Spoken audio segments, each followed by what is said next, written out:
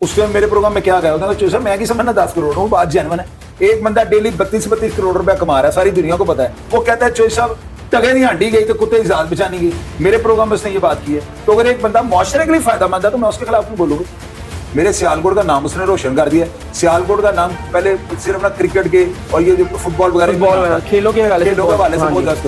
तो पतलू ने आकर सारी चीजों को जमा करके पतलू के नाम से सियालकोट जाना जाने लगा। पतलू की हद तक जो है ना, मैं पूरी दुनिया को ये बात कहता हूँ, अगर उसके ऊपर कोई उंगली उठाएगा सबसे पहले मैं उसको डिफेंड करूँ।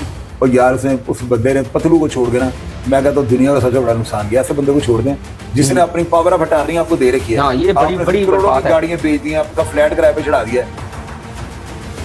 सर आपका दोस्त मिस्टर पतलू, वो मेरा जिसका 10 करोड़ रुपए का चूना लग गया और चूना लगाने वाला उसका बचपन का यार, क्या कहेंगे इसके बारे में? आपने इंटरव्यू भी किया उनका। उसके मेरे प्रोग्राम में क्या गया होता है सर, मैं की समझना 10 करोड़ हूँ, बात जेन्युइन है। एक बंदा डेली 32 करोड़ रुपया कमा रहा है, सारी दुनिया को पता है। उसने नहीं एक रात में 32 करोड़ रुपया कमाया था, जीता था। जो बंदा आधे घंटे में 32 करोड़ रुपया कमा रहा है तो उसको 10 करोड़ की। वो कहता है चोई साहब टगे नहीं हांडी गई तो कुत्ते की जात बचानी गई। मेरे प्रोग्राम में उसने ये बात की है।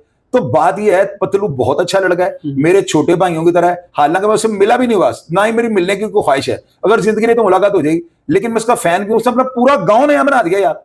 आप जाकर उसका गांव चेक करो, सड़कें उसने नहीं बना दी हैं, हर घर में उसने मोटरसाइकिल गाड़ी ले दी है, हर अपने गांव के बंदों को उसने हज करवा दिया हुआ है।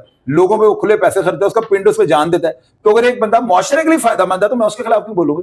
सर आपने रजब पे तनकीद की शुरू में, ठीक है, लेकिन आपने कभी पतलू पे तनकीद नहीं की यार। इसकी क्या वजह है? क्या पतलू आपको इतना ही प्यारा लगता है? यार छोटा भाई है मेरा, मुझे बहुत पसंद है। वो मेरे सियालकोट के। तो मेरी बात सुनो, जू तो अपने जो हर बंदे को प्यारी होती है। मेरे सियालकोट का नाम उसने रोशन कर दिया। सियालकोट का नाम पहले सिर्फ ना क्रिकेट के और ये जो फुटबॉल वगैरह खेलों के हवाले से बहुत दस्त। तो पतलू ने आकर सारी चीजों को जमा करके पतलू के नाम से सियालकोट जाना जाने लगा।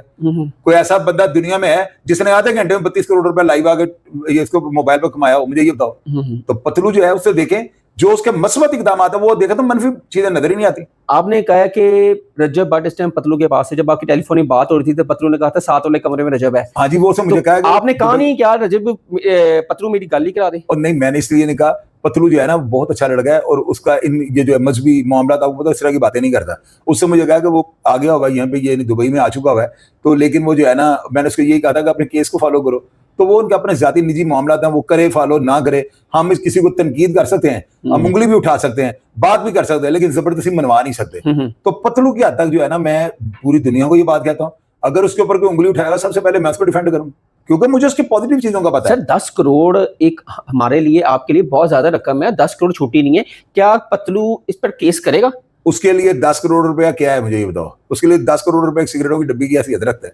उसने कहा कि चोई साहब दफा करो। हाँ, इसको ये है, इसके ऊपर मैं पर्चा जरूर करूंगा 420 का, जिसने फ्रॉड मेरे साथ किया है। लेकिन मुझे खुशी है कि वो पैसे लेके अपनी औकात दिखाएगा, उसने मेरा कोई जानी नुकसान नहीं कर दिया। ये बड़ी अच्छी बात है।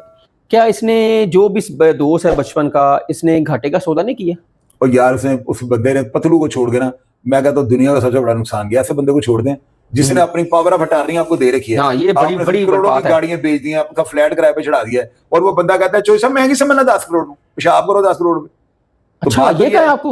यानी मतलब ये है उसकी बात का कि मैंने उसने कहा नहीं प्रोग्राम का 10 करोड़ को मैं क्या समझता हूँ, ऐसा ही है। तो बात ये है कि उस लड़के को जो है ना, शायद जिसका नाम है, उसको ये बेगैरती नहीं करनी चाहिए थी। अगर मुझे वो कभी मिल गया ना तो उसको मैं जरूर ये पूछूंगा तुमने पतलू के साथ ऐसे क्यों किया है? ऐसे तो दोस्त मिलते ही नहीं। तो पतलू को पता है इस समय शायद पाकिस्तान है या दुबई में है, तो शायद उससे राब्ता नहीं करता। वो करेगा कुछ ना कुछ कार्रवाई, अभी मुझे पूछ कर नहीं से कर रही, लेकिन वो करेगा, उसको जरूर सजा देगा। क्योंकि पाकिस्तान में कानून इतना नहीं, लेकिन दुबई में तो कानून एक लीगल अथॉरिटी रहता है ना, वहाँ पे कोई इंसाफ है। वहाँ पे कोई गुनाहगार जो कानून से नहीं बच सकता, वहाँ पे पतलू कार्रवाई करेगा और इसको जरूर। उसने एक बार ये पकड़ा का 50 लाख रुपए देके इसको छुड़वाया था। अच्छा, हाँ। किस केस में सर? पता नहीं किस केस में था, उसने था वहां पे दुबई में इसका मामला ना, तो इसने 50 लाख रुपए अपनी जाती शख्सियत, अपनी जिम्मेदारी देके इसको छुड़वाया था। तो शायद ने किसी कहने पर तो नहीं ये काम डाला, क्योंकि उसके भी काफी हाथ सीन है। हसन भाई ऐसे सवाल मैंने किए, मैंने इनका जवाब मैं अपने पास से दे नहीं सकता। जो भी उसने किया, कहते हैं उसे मैसेज किया है कि यार मैं तुम्हारे पैसे टाइम पे तुम्हें लौटा दूंगा, फिर उसे फोन बंद कर दिया।